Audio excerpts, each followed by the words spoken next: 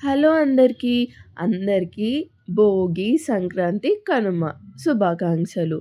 ఏమేం జేసుకున్నారు ఫెస్టివల్‌కి?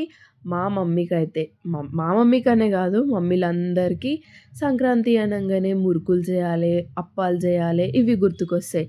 గర్ల్స్‌కేమో ఏం ముగ్గులెయ్యాలే, భోగి రోజు ఏం ముగ్గెయ్యాలే, సంక్రాంతి రోజు ఏం ముగ్గెయ్యాలే, కనుమ రోజు రథం ఎంత పెద్దగెయ్యాలే ఇవి గుర్తుకొస్తాయి. ఇగ అన్నలకి, తమ్ముళ్ళకైతే కైట్స్ ఎప్పుడు ఎగిరేయాలి అని గుర్తుకొస్తాయి. ఇగ మనం తెలంగాణ గాబట్టి కైట్స్ ఎగరేసుకొని చికెన్, మటన్ వండుకుంటాం. అదే ఆంధ్రాలో అయితే కోడి పందాలకు పోయి వాళ్ళు ఫుల్లు కోడి పందాలు ఆడేస్తారు. మీరేమేం జేసుకుర్రు?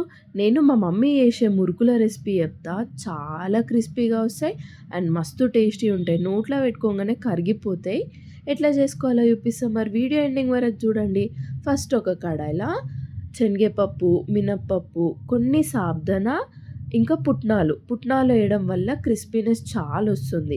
మంచిగా వేయించుకొని బియ్యం కూడా వేయించి పిండి పట్టించేసుకోండి. పిండి పట్టించిన తర్వాత ఒక 2 స్పూన్స్ అంత ఆయిల్‌ని బాగా వేడి చేసుకొని పిండిలో వేసుకొని ఒక్కసారి మిక్స్ చేసి పక్కన పెట్టుకోండి.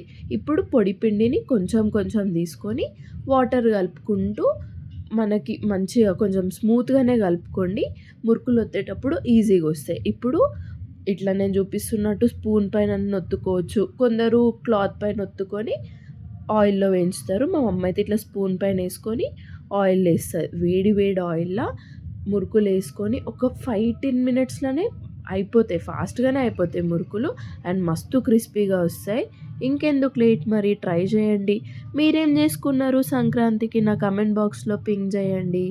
నేను వాయిస్ ఓవర్ ఇస్తుంటే కూడా ఇంటి చుట్టుపక్కల మొత్తం మ్యూజిక్ పెట్టిర్రు. ఫుల్ సౌండ్స్ వస్తున్నాయి.